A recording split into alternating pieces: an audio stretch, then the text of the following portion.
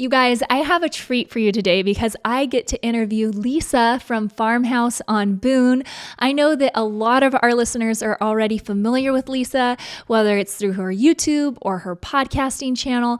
But if you aren't, then this is going to be a wonderful introduction. And either way, I think you're going to learn some new things about Lisa that you've never heard before. So Lisa she works from home, she homesteads, she homeschools her 7 children, and she's got a lot going on. And so she's a mother that is on my top 10 list to learn from, to study, to watch as she goes through these seasons ahead of me and is navigating now her children spreading out, being in 8th grade and having a baby and all these little ones in between.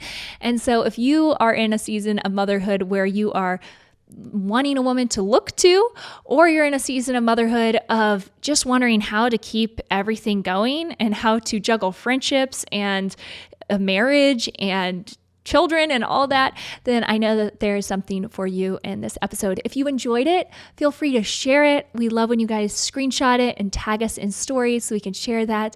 And if you are on YouTube, then give this video a thumbs up and don't forget to subscribe.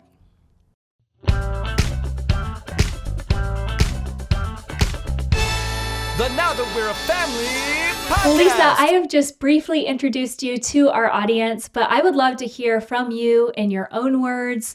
Who are you? What do you do? I'm sure that you are no stranger to a lot of our listeners, but if someone had never met or heard of you before, what would you say?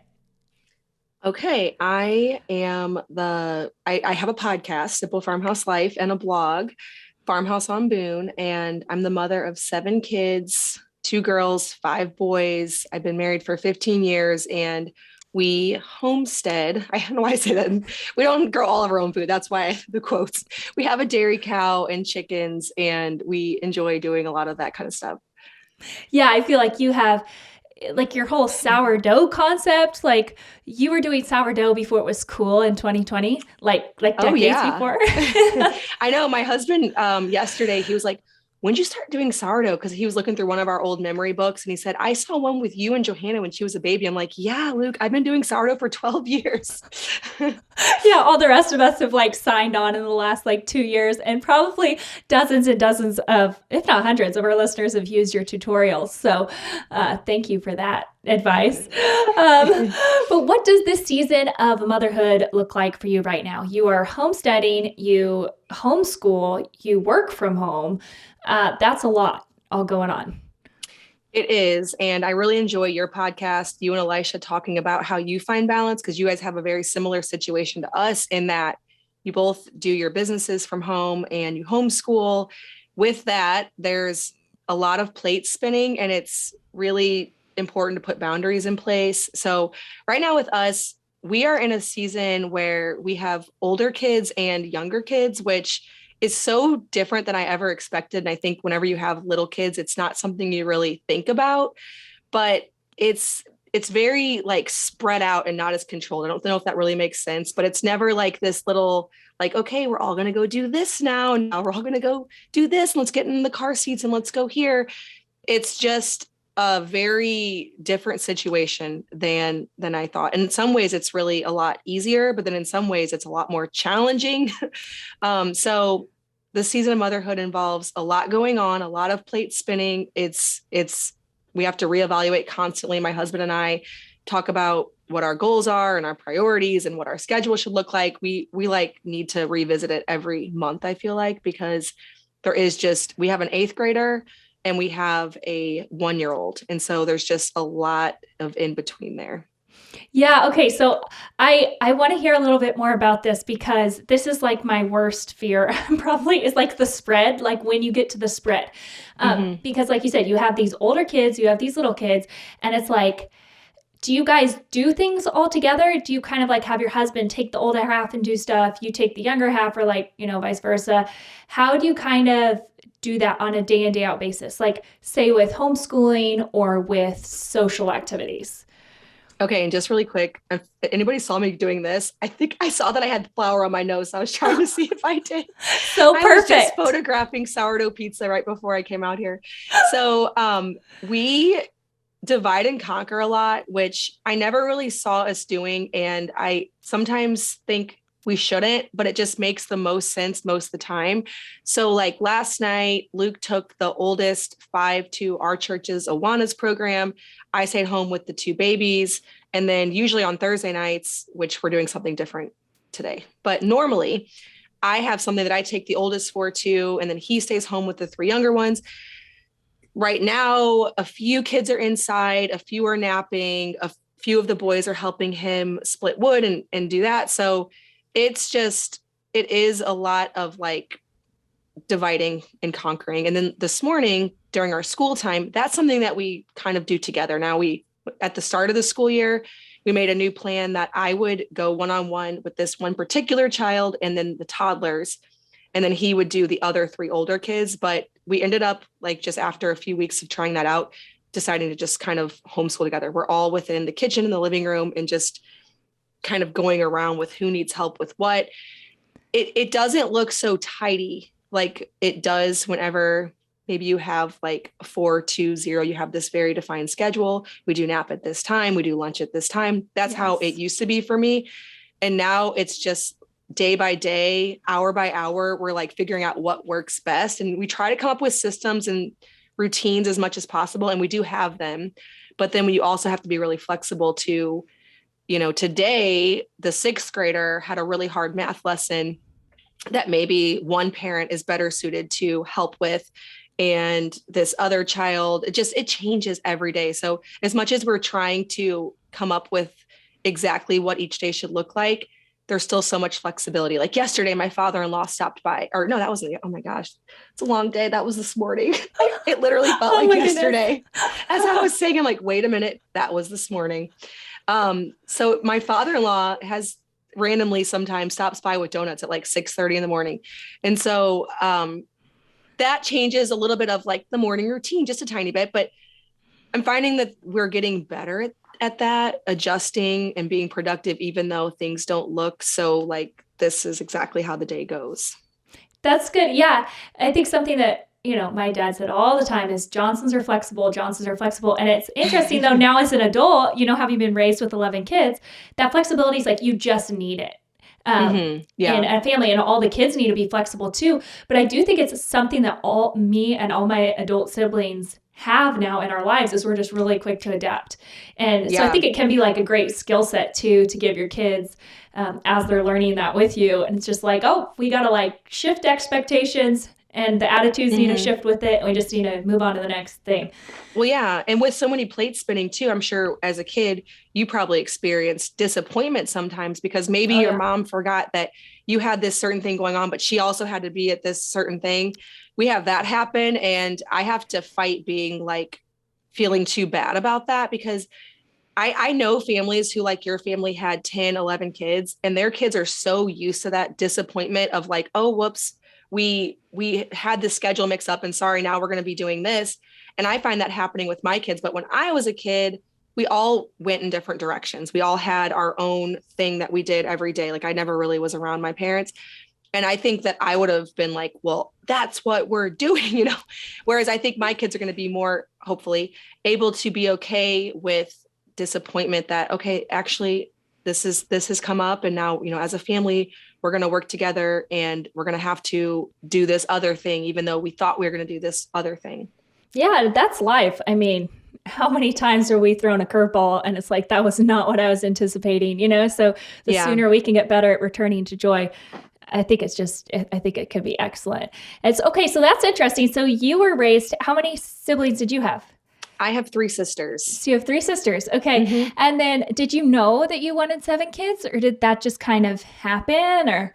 It's not something I thought about when I was a kid, for sure. I never had any, or, as a teenager or young adult or whatever. Well, I got pregnant when I was 22. So young adult, obviously, but it really happened after becoming a Christian. So I became a Christian when I was 21 and my husband and I, we dated before that and we dated after that.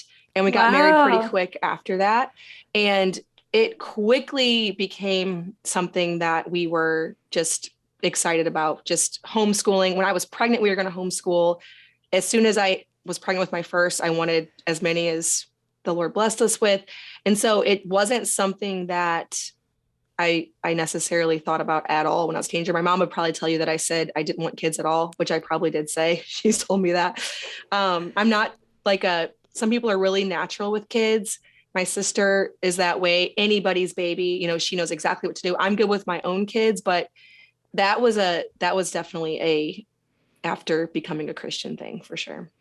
Okay, so then was your husband saved before? Did he get saved after you?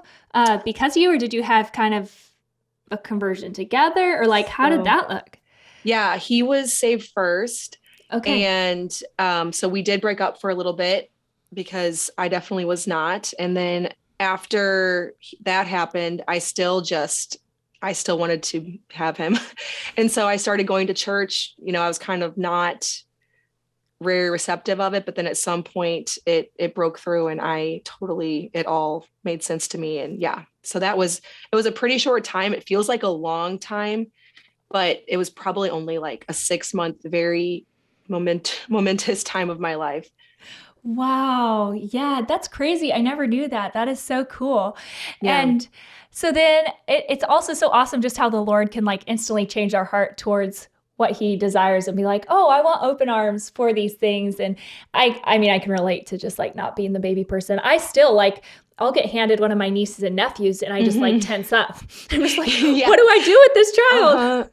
Yeah. Like if we have any extra kids, like if somebody needs me to take care or like watch for the day, one of their kids or my nieces or nephews, I'll do it. But I will feel like I need to watch, like really watch. Cause I'm like, I don't know, like what if they aren't supposed to go down there or do this or that? Whereas my own kids, it feels very natural. I know what they're supposed to do, what they're allowed to eat, all that kind of stuff.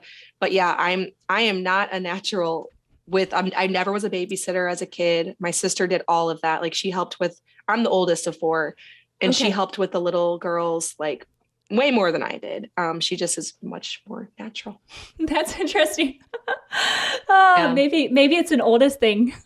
You're just kind of like, no, fend for yourself. Yeah. Yeah, exactly. And I think people would think that, oh, you have like the mother's heart because you're the mom, but it was just kind of like, I don't know, take care of yourself. You got it. It's a little different. So what's something that you and your husband do to stay close when you've got all this stuff going on and life's pulling you in a lot of different directions? Mm-hmm.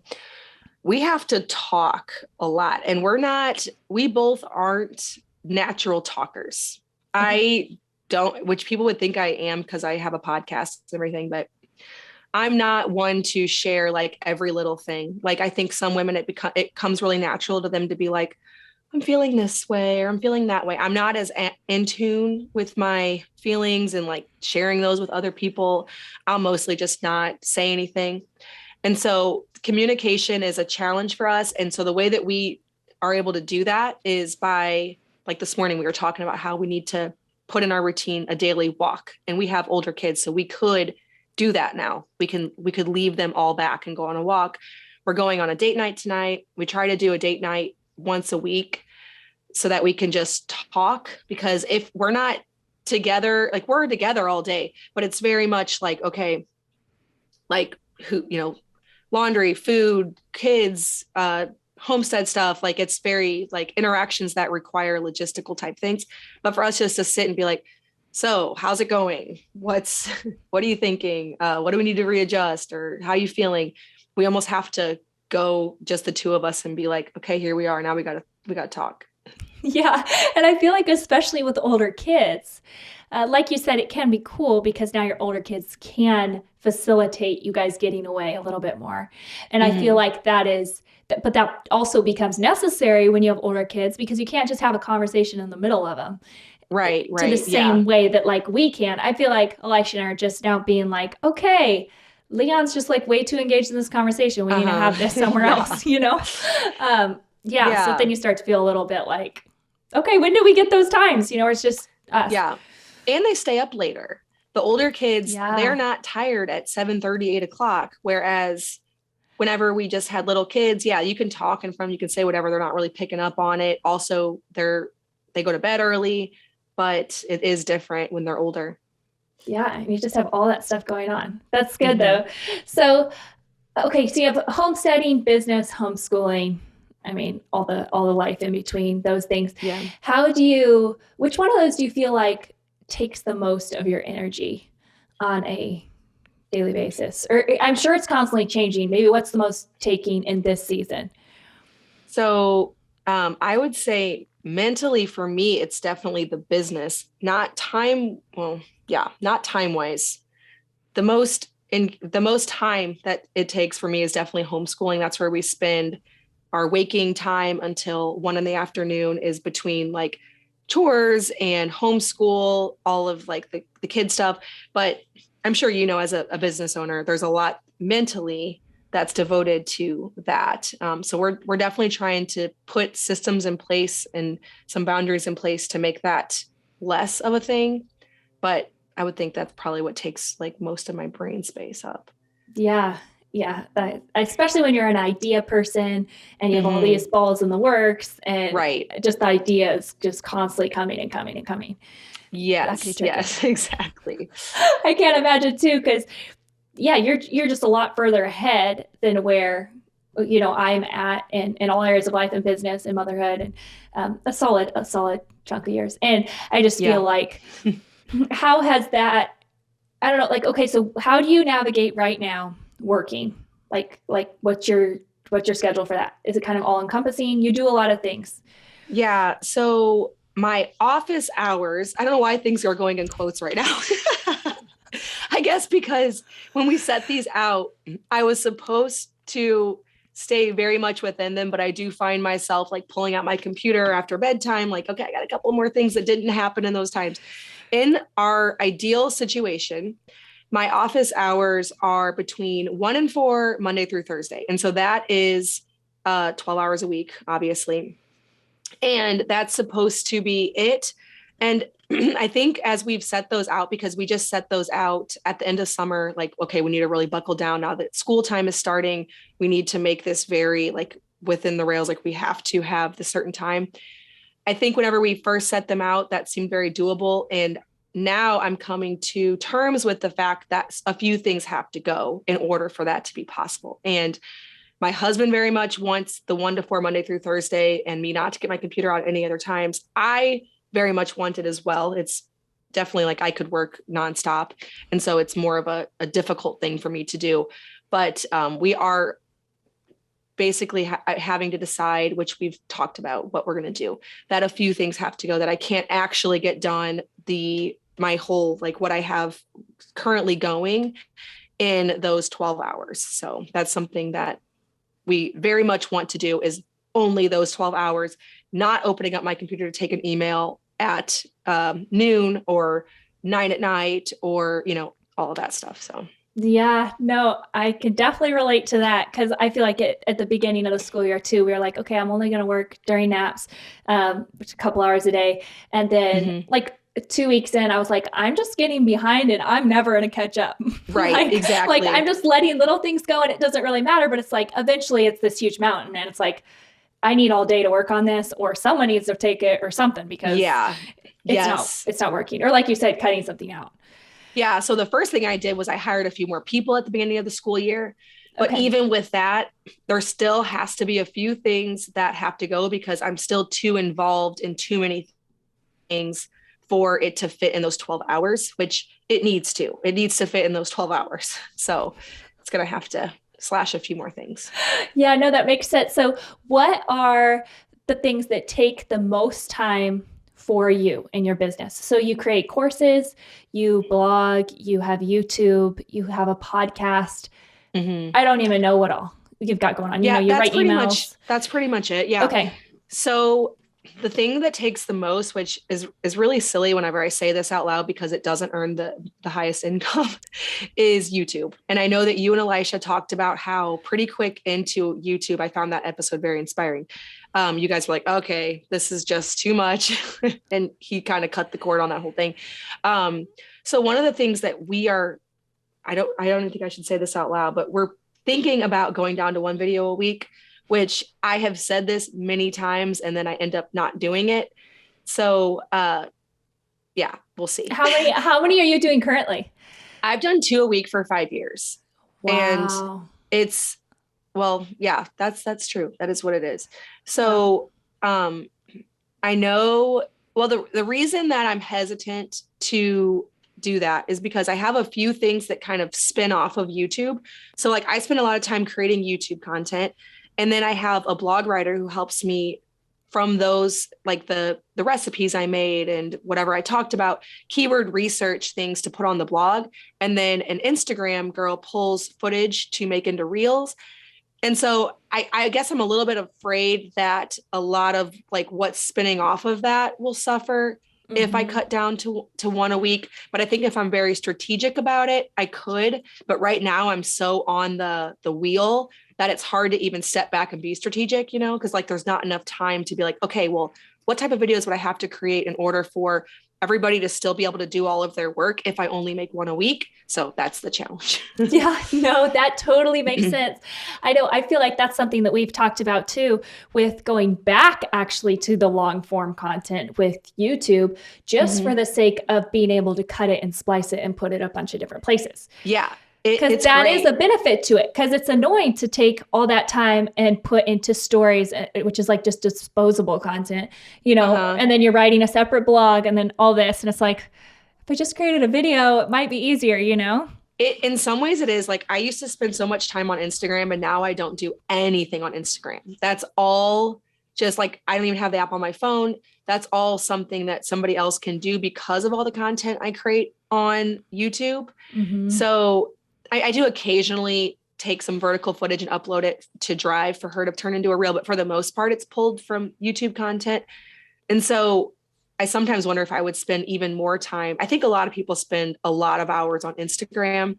Oh, yeah. So, So I'm not exactly sure, how to completely cut out YouTube, or I won't completely cut out YouTube, but yeah. Yeah. But it's still a ton of work and time, and the house has to be quiet for long periods of time. Potentially, depending on the kind of video. Yes, blogging is so much easier. Like today I was photographing and I was listening to a podcast on my earbuds, and I was just like, it's just a lot easier work than video. Yeah, I totally agree. It's like, I love video because you just feel like you're with the person. I think it's awesome to connect. Yeah. But it is a big deal to create. It is. And I do enjoy it. Like after I've made a video, edited it, it's all put together. Like I love sitting down and watching that video. It is fun, but it is the most time consuming thing. And it's the most life invasive if you let it. Like you can not share certain things, but it's easy to share certain things whenever you're creating video content. Yeah. It kind of just slips in there. And do you edit all your own videos? So I for years had a video editor, and I'm just now like looking for a new video editor. So currently I'm editing my videos, which adds a lot to the time. That's like the late night work, because I don't have enough time in my like office hours to do anything more than just a lot of creation and then put it together later. So I've had a difficult time. I had a great video editor for many years, and then I've tried out 3 or 4 different people in the last like 6 months, and I haven't had anything that I'm super thrilled with. So I'm in a transition season with that. Yeah, I know that's tricky because you give up so much of the control of the final product with I know, and I've gotten pickier over the years, I think.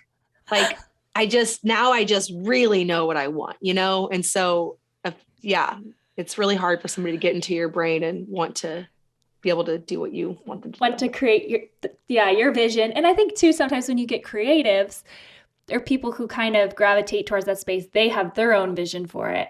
And that's something that we found sometimes is we're like, no, like we want no ideas. Only just what we said. Exactly what we said. Yeah. I know. I had one person, he would like cut a ton of footage because he thought the story made more sense. And I'm like, oh, you know how much it took me to get that footage? Like there were kids who I was like, all right, stay outside for a second. Like that's gotta be in there. I don't even care. Like, that's my blood, sweat, and tear footage. You put that in. Yes, exactly. Oh goodness. So with all this going on, how do you like juggle friendships? Do you have friendships as a family? Do you have your own personal friends? Are they online? Are they in person? How does that kind of look for you? So we have a very lovely group of women It came together whenever I moved to this area. I'm about 45 minutes from where I lived before. And I had no, actually, I think like several of them I kind of met through Instagram, and then this group like came together, and then my sister's in it. And so I do have a close group of friends, and we meet on Fridays. So that's why, Monday through Thursday is very much like business. Like we got to get stuff done. We got to do our school. We got to get everything done. And then Friday, it's a group of homeschool women and all their kids. And we'll usually, like all fall, we've been going to an apple orchard, a pumpkin patch. I think I just saw a text because we're texting about tomorrow now, going to one of my friends' houses. So we meet once a week, but then we also text throughout the week. And we're all deciding now that we're going to start working out, and we're like holding each other accountable to that, which I've not been doing great at all. I did one workout so far. Nice. I do that too. I'm like, man, I'm working out. Wait, that was 4 days ago. Yeah. Shoot. This supposed to happen every day. Yeah. I know. Yeah. So I do have a close group of friends. I haven't always had that. In seasons where I haven't had that, I have my sister. She has 6 kids. She's 2 years younger than me, almost to the day. And so she's like a built-in best friend. And we've had that forever. We've always been best friends. And so even in seasons where we didn't have other friends, because it's like me and Laura and our friends, we still have always done like everything together. So yeah. That's awesome too, because it can serve as you getting together, socializing, and then the kids get to all hang out too. And you can just kill a lot of birds with that stone. So yeah, it's really nice because that's where my kids, all their friends are in that group, and there's a lot of kids, and it's just really fun. That's awesome. Yeah. So has any stage of parenthood caught you off guard? We're just kind of like, oh, that's a harder stage than I thought it would be. I know the answer is yes. I'm just trying to think of which one I should talk about. I mean, having my first kid very much caught me off guard. I definitely had no idea. And then over the years, I think I don't even know, having older kids in some ways, like we were talking about earlier, it feeling like not as controlled, almost like you had all of this control over these people. And then at some point they're very much their own human. And so far, like we haven't had any like teenagery stuff happen or anything like that, but I can just see how everybody becomes their own person who, whatever they choose is, it's not something that you can control anymore. And I think that's why all the older moms, I'm not there yet, but the older moms always say, oh, well, those are the easy years. And you're like, are you kidding me? I can already kind of see how that's actually true, even though we haven't had anything happen. I can just see how, they just become their own people, and they have their own opinions, and they can, it's very different. Yeah. There's a lot more emotions, a lot more opinions, a lot more. Like I have always thought these years that I'm in right now are the easiest years. So I was like, if I cannot do a lot during these years and like have them be good, then like, how am I going to like change and grow into the person I'm going to need to grow into by the time these people have grown into like adults, they're on this process to adulthood, and you think how hard it is for a bunch of adults to get along with all their differences, It's a lot. So and you're on the cusp of that. You came from a homeschool family. You probably your mom probably told you a lot about the stages. And so you were able to know that, okay, these actually are the easy stages, maybe. Yeah, no, I think it has been being able to observe my family for sure. Just my parents now, they have 6 teenagers living at home. And I'm just like watching their family. I'm like, we've got it easy over here. Like my parents who are like way ahead, I think are doing a way more complicated work when it comes to family than Elisha and I and our 4, kids 5 and under. So I think that's been a new realization for me. And just like kids driving, like my daughter's turning 14 next month, and she's already talking about how next year she's gonna get her permit. And I'm like, remember when every night you put all the kids to bed, you go look, you check that they're all breathing and they're all, you just lock the door and you go to bed. What about whenever they want to have the freedom and the independence, and that's probably all a good thing, and now you have to stay up till 11 o'clock at night, or, I'm not going to let them be out at 11 o'clock at night, but I'm just thinking back to when I was a teenager. Yeah. My mom, she didn't go to bed. My dad went to bed, but she didn't go to bed. She waited until we all got home. And I'm sure she was probably worried a lot of the time. And so all of that stuff, or like maybe they, start to, when they're 18 or something, they meet somebody and you're not sure, like all of that stuff, like how are we going to navigate that? Yeah, so one day at a time. 5 and under. Like, I know totally. You aren't dealing with outside relationships on your kid. You're just like, oh, I don't want them to hang out with that kid. They're never going to hang out with that kid again. It's not like, oh, they have a crush on this guy and I do not like him. That's a lot harder. Yes. And they are like going to develop their own opinions. Cause I remember being a teenager quite well. And I'm sure there was lots of things I did that my parents were like, but they're like, well, she's her own person, so I guess yeah. And you respect that so much as a kid when your parents like let you do stuff instead of like controlling you. Like you feel when they control you from fear, I feel like. Mm-hmm. But then as a parent, you see why. You're like, how do I not do that? I know. Have to let There's a go. balance there because I feel like my parents were good about letting us try like whatever, but then I also am like maybe like a little bit more of parental direction would have been good too. But it's really it's hard to know that balance, and I'm not even sure, like that's going to be so difficult to navigate. I'm just glad you're ahead of me. We'll do another podcast in 6 years. I feel like there's other women to listen to, like Sally Clarkson. I had her on my podcast. She's a good one. That was an amazing episode. Yes, I loved it. Pulling from those older women. I know, I was jealous. That was an awesome conversation. So what's been the easiest stage of motherhood for you so far? Was it, years gone by when they were all little?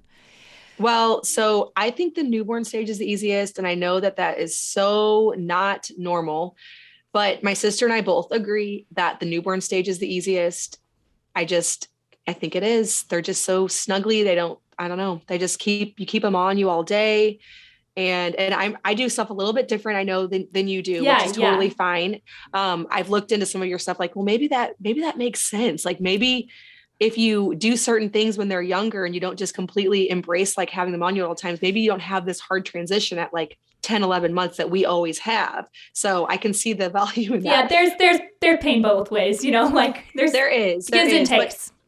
But if you do it my way, the newborn stage is really, really easy. Now, maybe the later parts aren't, but yeah, I love the newborn stage. It's so sweet. It is really sweet. And I do think too, that every mother that's had quite a few kids, I feel like, is like the newborn stage is pretty easy because you've had experience with other stages at that point, and you realize how easy it is back when they're just like nursing and sleeping a ton. I remember when I had my first, an older lady at our church was like, oh, well, newborns sleep all the time. And I was like, this child does not sleep all the time, because I was used to having total independence, and now it just seemed like they were encroaching on my life all the time. Yeah. But now I see what she's saying, because like my last, or Lawrence, like my current last baby, I just felt like he slept all the time and had all this time to do with the other 3 kids as a newborn. Yeah, I felt the same. Like my first newborn was not easy at all. Yeah. But also with her, I was trying to follow all of the rules that you're supposed to do, like, which I know there's different opinions on this, and that's totally fine. But for me, it was very difficult. Like I tried to like not let her fall asleep when she was nursing. And I tried to like keep her awake at certain times so she'd sleep at certain times. And it was a lot of work, but then with all the rest of them, I like embraced everything. And they slept like 22 hours a day. Like I thought, okay, if I wake them up, maybe they'll sleep better at night. But really, I think it just kept them more like in a state of like being awake. Whereas the ones that I just kind of kept asleep all the time, they slept nonstop. So Yeah. then they wake up like around 3 months. Yeah. Yeah, no, but yeah, exactly. But one of my good friends, she did the same thing. She's like, I felt like it was like this mathematical equation or something to figure out. And then with her third, she just like embraced like sleep on me and baby wearing and all that. And it was just like easy peasy.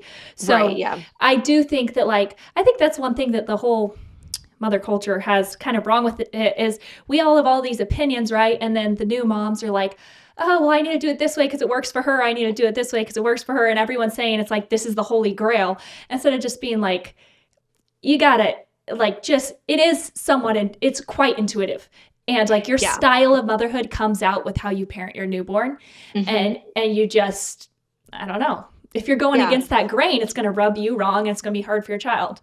So yeah. And people get the whole motherhood, like shaming thing gets very heated. Somebody, I forget who it was that said it, but somebody said that the reason that that happens is because whenever you do something and you sacrifice a lot to do something, if you see other people not doing it, you feel invalidated that that wasn't actually the most important thing ever. Like, for example, if you like hated nursing, but you nurse, from 12 months to 2, or like, which I'm totally into all of that stuff. Like I nurse, but let's say that you hated it and you forced yourself. And then as soon as somebody says, I weaned my child at 1, you're like angry, like, well, that's bad. You shouldn't do that. And the reason you're mad is because you're like, well, I sacrificed everything to do that. And now you're saying it was just like another viable choice to wean them at 1.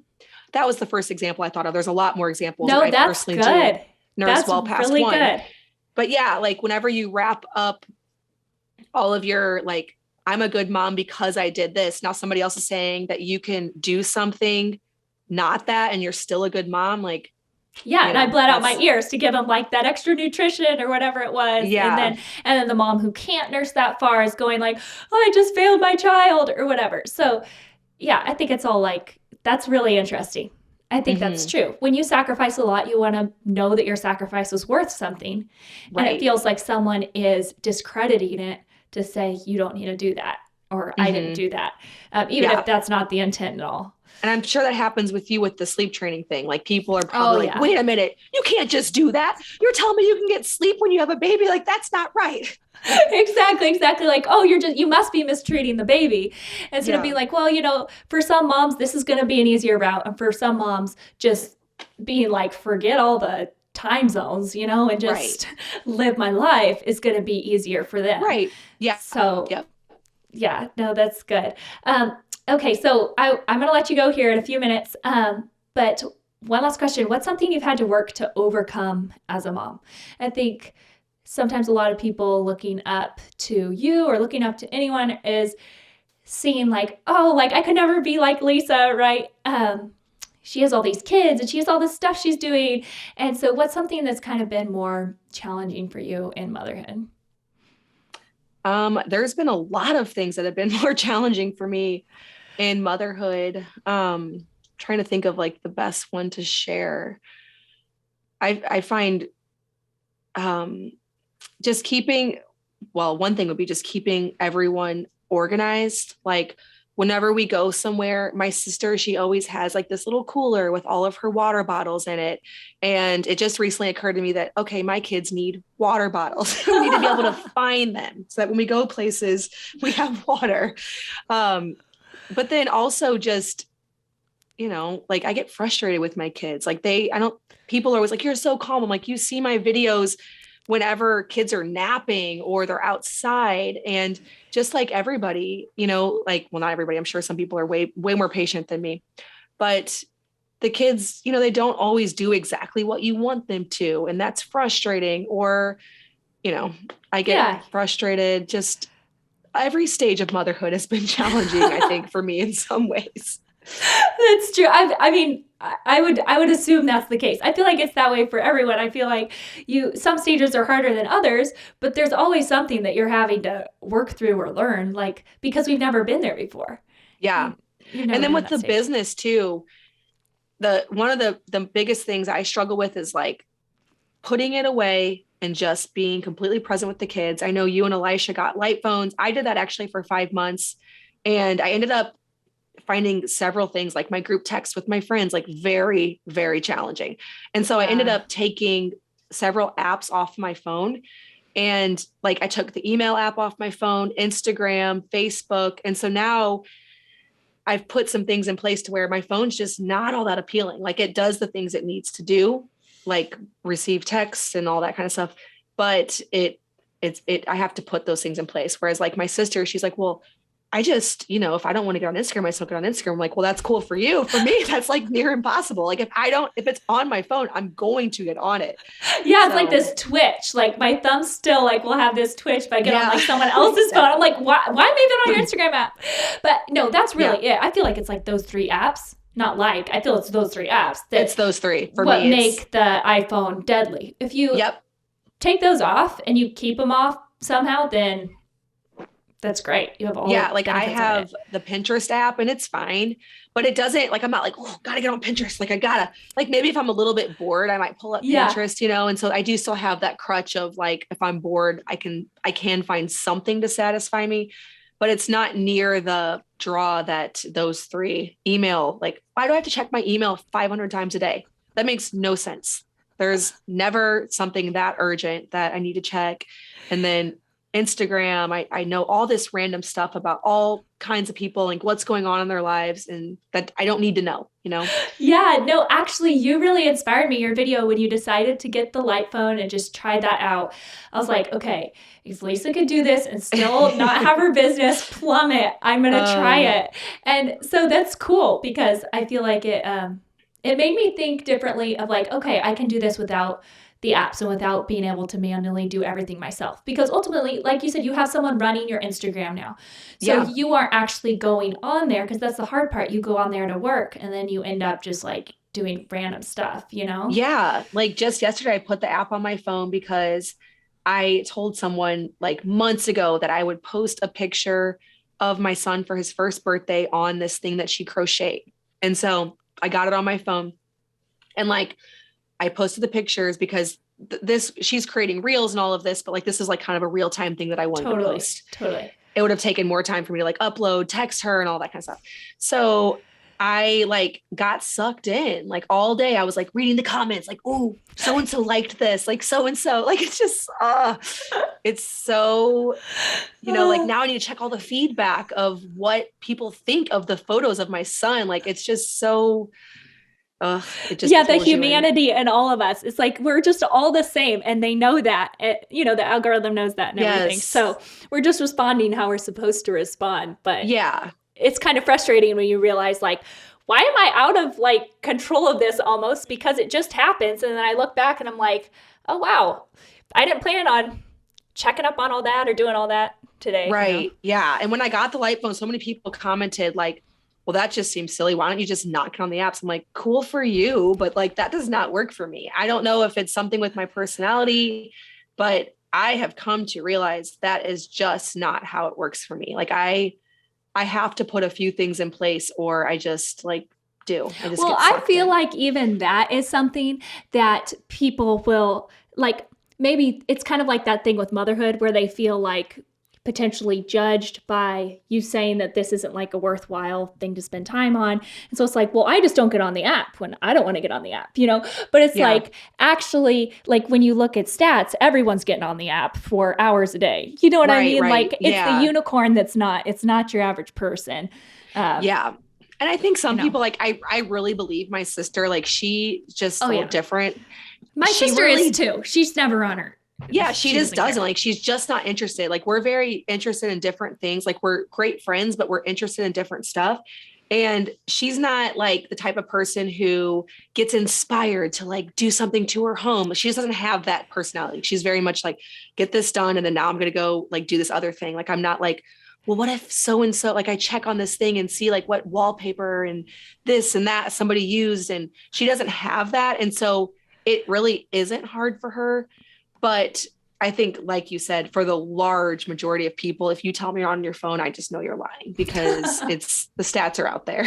Yeah, exactly. No, it's so fun hearing you talk about your sister because you have that like older, younger sister relationship. And I feel like it's so similar to mine and my sister who's 15 months younger than me. Yeah. Does she have kids too? Just kind of, she has 2. Yeah. Okay. So she got married a couple years later, but it's just so fun to see that friendship as we're going through motherhood together, and also just kind of like some of the differences in personality and stuff like that.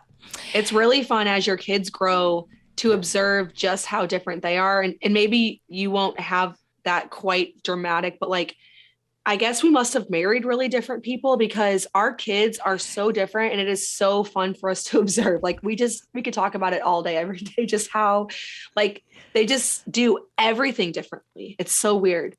Yeah. Well, that would be really fun. I haven't even thought of that. I think because they're all so little, you don't really see, but you will see the differences in who you marry, and then how you kind of like bend towards your partner. Like you both kind of bend towards each other. And so you end up with a totally different vibe than like the original rootstock, you know? Yeah, exactly. It is as they grow. Like this has been something that's been really entertaining for us for like the last, I'd say 3 or 4 years more than ever, is like just observing like, just so many things they do so different. And I think, we do bend towards our spouses and have like a family culture centered around that makes things just different. That is so fun. That's fun to look forward to. I have not even thought about that. So tell me real quick, where can people find you? You have different courses. So I want you to share those too, because I think a lot of people listening to the podcast have interest in a secondary income, but they want someone to hold their hand and walk them through it. And it's not something that you can just do a podcast about, or, one podcast or a couple Instagram posts. It's like, to start a business, I feel like you could do it on your own, but it's going to take a long time. And you're going to need a lot of advice that you pull together from a lot of different places. And so I think I get intimidated sometimes when people ask, how do you start, or what do you do? It's like, well, there's a lot of stuff. Like, there's a lot to that. Find someone to hold your hand. Yeah. So what do you have, and where can people find you for just free content too?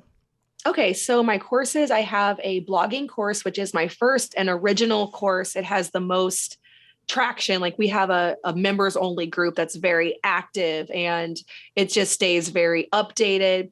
And you can find, I have a masterclass, like a free 1-hour masterclass for that over at bit.ly/farmhouse blogging school. I'll link it down below. Oh yeah. Okay. And I also do have a YouTube course and a free YouTube masterclass as well, and a group for that. And then as far as free content, you can find me at Simple Farmhouse Life Podcast, Farmhouse on Boone over on YouTube, and then farmhouseonboone.com. And then obviously like all the other places, Farmhouse on Boone. Awesome. Yeah. I know a lot of people are going to want to go follow you. I get a lot of questions on like my sourdough and stuff like that. And I'm like, Lisa did it. I just do what she says. For the pancakes and the cinnamon rolls and the English muffins. Like, it's so nice that you've taken the time to put all that information together and make it the best place to find that is farmhouseonboone.com. There's a section for sourdough recipes, and I think I have like 100 recipes at this point. So that's a nice place because it's all collected. Whereas like on Instagram, you have to scroll through to get to all the different reels or whatever. So I think that's the best place to find it. To find that. And then all your courses, are those on Farmhouse on Boone? Yeah. So if you go to farmhouseonboone.com, there'll be a little thing at the top that says free blogging success masterclass. And that's where you get introduced to the blogging course. Okay. And then the YouTube one, I believe I just have linked in all of my YouTube descriptions, like my most recent videos. It's like down in the description box. Okay. So I will link all those things down in our description box on this podcast so that people can just click around and know where to go. But thank you so much, Lisa, for getting on today. I really enjoyed this conversation, and I'm thankful for podcasts that give us an excuse to be like, hey, we could be productive and have a conversation. I know. I love that too. I know. I've thought about like going down to maybe like 2 episodes a month, and I'm like, but I just get to sit and chat with people. Like, this is great. So yeah, it's thank you. Very cool. And I learned some new things about you. So anyways, thank you. Thanks for having me. All right.